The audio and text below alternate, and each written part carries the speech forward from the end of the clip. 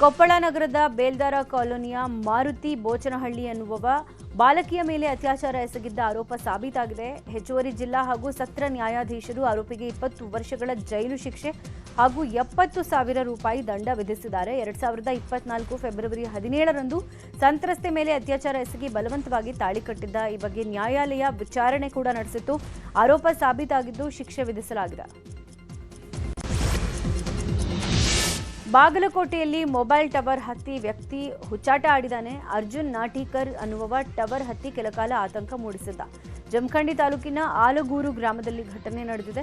ಕುಡಿದ ಮತ್ನಲ್ಲಿ ಈ ರೀತಿ ಹುಚ್ಚಾಟ ಮಾಡಿದಾನೆ ಅಂತ ಹೇಳಲಾಗಿದೆ. ಟವರ್ ಮೇಲೆ ನಿಂತ್ಕೊಂಡು ಕೆಳಗೆ ಇದ್ದವರಿಗೆ ಫೋನ್ ಮಾಡಿ ಪೋಸ್ ಕೊಟ್ಟಿದ್ದಾನಂತೆ. ಬಳಿಕ ಫೋನ್ನಲ್ಲಿ ಮಾತಾಡಿ ಗ್ರಾಮಸ್ಥರು ಕೆಳಗಿಳಿಸಿದ್ದು ಸೋಷಿಯಲ್ ಮೀಡಿಯಾದಲ್ಲಿ ದೃಶ್ಯ ವೈರಲ್ ಆಗಿದೆ.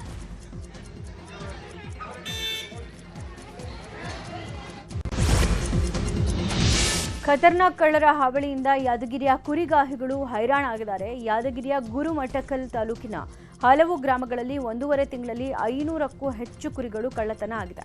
ಕಳ್ಳರ ಹಾವಳಿಯಿಂದ ಕುರಿಗಾಹಿಗಳು ದಿಕ್ಕು ತೋಚದಂತಾಗಿದೆ. ಸೈದಾಪುರ ಪೊಲೀಸ್ ಠಾಣೆಯಲ್ಲಿ ದೂರು ನೀಡಿದ್ದಾರೆ. ಕೂಡಲೇ ಕಳ್ಳರನ್ನ ಸೆರೆ ಹಿಡಿಬೇಕು, ಕಳ್ಳತನ ಪ್ರಕರಣಗಳು ಹೀಗೆ ಮುಂದುವರೆದರೆ ಹೋರಾಟ ಮಾಡ್ತೀವಿ ಅಂತ ಎಚ್ಚರಿಕೆಯನ್ನು ಕೊಟ್ಟಿದ್ದಾರೆ. ಸಾಂಸ್ಕೃತಿಕ ನಗರಿ ಮೈಸೂರನ್ನ ಎಂಡಿಎಂಎ ಡ್ರಗ್ಸ್ ಹೆಮ್ಮಾರಿ ಕಾಡ್ತಾ ಇದೆ. 6 ತಿಂಗಳ ಅಂತರದಲ್ಲಿ 2 ಎಂಡಿಎಂಎ ತಯಾರಿಕಾ ಘಟಕ ಪತ್ತೆಯಾಗಿದೆ.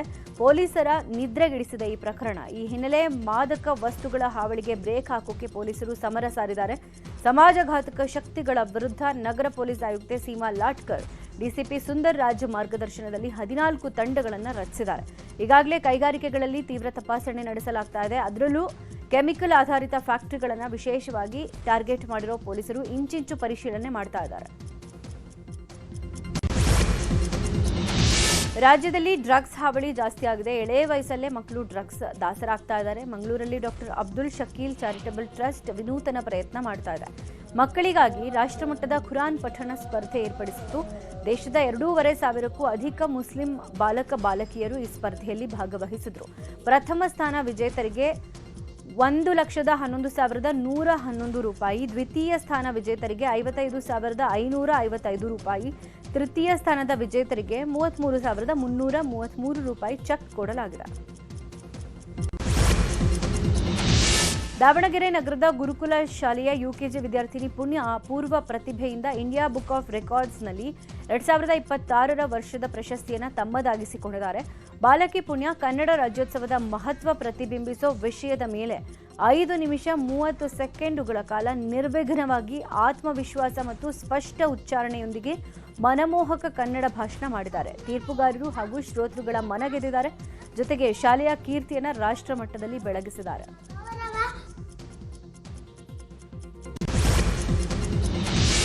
ಭರತ ಹುಣ್ಣಿಮೆ ನಿಮಿತ್ತ ವಿಜಯನಗರ ಜಿಲ್ಲೆಯ ಹರಪನಹಳ್ಳಿ ದೊಡ್ಡ ಮೈಲಾರದ ಮೈಲಾರ ಲಿಂಗೇಶ್ವರನ ಈ ವರ್ಷದ ಕಾರ್ಣಿಕ ನುಡಿದಿದೆ.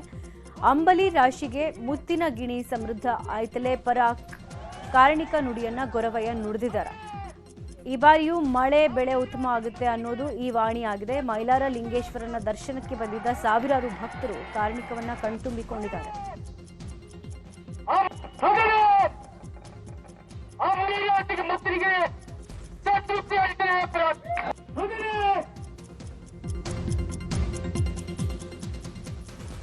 ಇತ್ತ ಶಿವಮೊಗ್ಗದ ತೀರ್ಥಹಳ್ಳಿ ತಾಲೂಕಿನ ಮೇಳಿಗೆ ಗ್ರಾಮದಲ್ಲಿ ಅದ್ಧೂರಿ ರಥೋತ್ಸವ ಜರುಗಿದೆ. ಲಕ್ಷ್ಮೀ ವೆಂಕಟರಮಣ ದೇವರ ಜಾತ್ರೆ ವೇಳೆ ರಥೋತ್ಸವ ನೆರವೇರಿದೆ.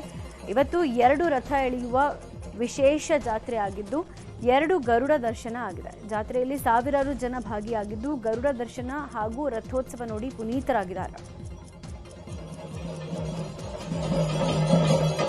ಬಳ್ಳಾರಿಯ ಆರಾಧ್ಯ ದೈವ ಕೋಟೆ ಮಲ್ಲೇಶ್ವರ ಜಾತ್ರಾ ಮಹೋತ್ಸವ ಅದ್ಧೂರಿಯಾಗಿ ನಡೆದಿದೆ. ಜಾತ್ರೆಗೆ ಬಳ್ಳಾರಿಯಿಂದ ಮಾತ್ರ ಅಲ್ಲದೆ ಹೊರಗಿನ ಜಿಲ್ಲೆಗಳಲ್ಲೂ ಸಾವಿರಾರು ಭಕ್ತರು ಆಗಮಿಸಿದರು. ಜಾತ್ರಾ ಮಹೋತ್ಸವದಲ್ಲಿ ಡೊಳ್ಳು ಕುಣಿತ, ಗೊರವ ಕುಣಿತ, ಗೊಂಬೆ ಕುಣಿತ, ಮಂಗಳ ವಾದ್ಯದ ತಂಡ ಹಾಗೂ ವಿವಿಧ ಜಾನಪದ ಕಲಾ ಪ್ರಕಾರಗಳನ್ನು ಪ್ರದರ್ಶಿಸುವ ಮೂಲಕ ಕಲಾವಿದರು ರಥೋತ್ಸವಕ್ಕೆ ಮೆರುಗು ತಂದಿದ್ದಾರೆ. ಇನ್ನು ನಗರ ಶಾಸಕ ನಾರಾ ಭರತ್ ರೆಡ್ಡಿ ಸೇರಿದಂತೆ ವಿವಿಧ ಗಣ್ಯರು ಜಾತ್ರೆಯಲ್ಲಿ ಭಾಗಿಯಾಗಿದ್ದರು. ಕನಕಪುರದಲ್ಲಿ ಅದ್ಧೂರಿಯಾಗಿ ಕನಕೋತ್ಸವ ಕಾರ್ಯಕ್ರಮ ನಡೆದಿದೆ. ಕೊನೆಯ ದಿನದ ಕಾರ್ಯಕ್ರಮಕ್ಕೆ ತಾರೆಯರ ದಂಡೇ ಬಂದಿದೆ. ಕನಕಪುರ ನಗರದ ಮುನ್ಸಿಪಲ್ ಮೈದಾನದಲ್ಲಿ ಸಮಾರಂಭ ನಡೆದಿದ್ದು ಸಾವಿರಾರು ಜನ ಭಾಗಿಯಾಗಿದ್ದರು.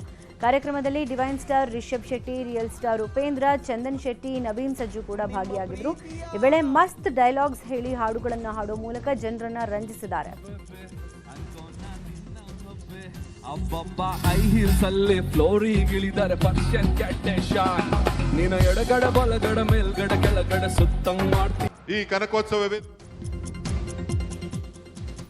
ಇನ್ನು ಇದೇ ವೇಳೆ ಕನಕೋತ್ಸವ ವೇದಿಕೆಯಲ್ಲಿ ಡಿಕೆಶಿ ಮಾತಾಡಿದ್ದಾರೆ. ನಿಮ್ಮ ಆಶೀರ್ವಾದ ನನಗಿರಲಿ, 2027-28ರಲ್ಲಿ ಇದು ಕರ್ನಾಟಕದ ಉತ್ಸವ ಮಾಡೋಣ ಅಂತ ಹೇಳಿದ್ದಾರೆ. ವಿಜಯಪುರದ ದರ್ಬಾರ್ ಹೈಸ್ಕೂಲ್ ಮೈದಾನದಲ್ಲಿ ಇವತ್ತು ಬೃಹತ್ ಉದ್ಯೋಗ ಮೇಳ ನಡೀತಾ ಇದೆ. ಬೆಳಗ್ಗೆ 10 ಮೇಳಕ್ಕೆ ಸಚಿವ ಎಂಬಿ ಪಾಟೀಲ್ ಉದ್ಘಾಟನೆ ಮಾಡ್ತಿದ್ದಾರೆ. ಕೌಶಲ್ಯ ಅಭಿವೃದ್ಧಿ ಇಲಾಖೆ ವಿಜಯಪುರ ಜಿಲ್ಲಾಡಳಿತ ಸಹಯೋಗದೊಂದಿಗೆ ಮೇಳ ಆಯೋಜನೆ ಮಾಡಲಾಗಿದ್ದು, ರಾಜ್ಯದ ವಿವಿಧ ಭಾಗಗಳಿಂದ ಒಟ್ಟು 9,609 ಉದ್ಯೋಗ ಆಕಾಂಕ್ಷಿಗಳ ನೋಂದಣಿ ಆಗಿದೆ. ಈ ಪೈಕಿ 2,911 ಮಹಿಳೆಯರು, 6,675 ಪುರುಷರು, 23 ಇತರೆ ನೋಂದಣಿ ಮಾಡಿದ್ದಾರೆ. ರಾಜ್ಯ ಹಾಗೂ ದೇಶದ 150ಕ್ಕೂ ಹೆಚ್ಚು ಕಂಪನಿಗಳು ಉದ್ಯೋಗ ಮೇಳದಲ್ಲಿ ಭಾಗಿಯಾಗಲಿವೆ. ಕೊನೆ ಕ್ಷಣದಲ್ಲಿ ಬಂದವರಿಗೂ ಕೂಡ ಸ್ಥಳದಲ್ಲೇ ನೋಂದಣಿ ಮಾಡೋಕೆ ಅವಕಾಶ ಇದೆ. ಶಿವಮೊಗ್ಗದ ಹೊಸನಗರದ ಗೇರುಪುರದ ಹಿಂದುಳಿದ ವರ್ಗಗಳ ಇಂದಿರಾ ಗಾಂಧಿ ವಸತಿ ಶಾಲೆಯ 10ನೇ ತರಗತಿಯ ಭುವನ್ ಎಸ್ ವಿಶೇಷ ಪ್ರತಿಭೆ ಹೊಂದಿದ್ದಾನೆ.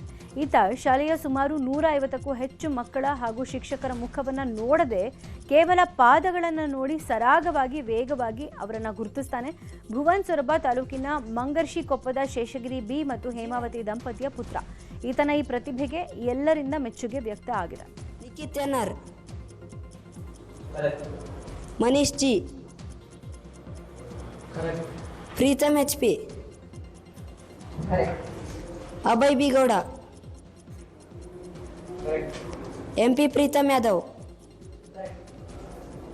ಚಿರಾಯು, ರಾಘವೇಂದ್ರ PT. ಫೆಬ್ರವರಿ 7ರಿಂದ ಆರಂಭ ಆಗಲಿರುವ T20 ವಿಶ್ವಕಪ್ನಲ್ಲಿ ಭಾಗವಹಿಸೋಕೆ ಪಾಕಿಸ್ತಾನ ಕ್ರಿಕೆಟ್ ಮಂಡಳಿ ಒಪ್ಪಿಗೆ ಸೂಚಿಸಿದೆ. ಆದರೆ ಫೆಬ್ರವರಿ 15ರಂದು ಭಾರತದ ವಿರುದ್ಧ ನಿಗದಿಯಾಗಿರುವ ಪಂದ್ಯದಲ್ಲಿ ಆಟ ಆಡೋದಿಲ್ಲ ಅಂತ ಪಾಕ್ ಸರ್ಕಾರ ಹೇಳಿದೆ.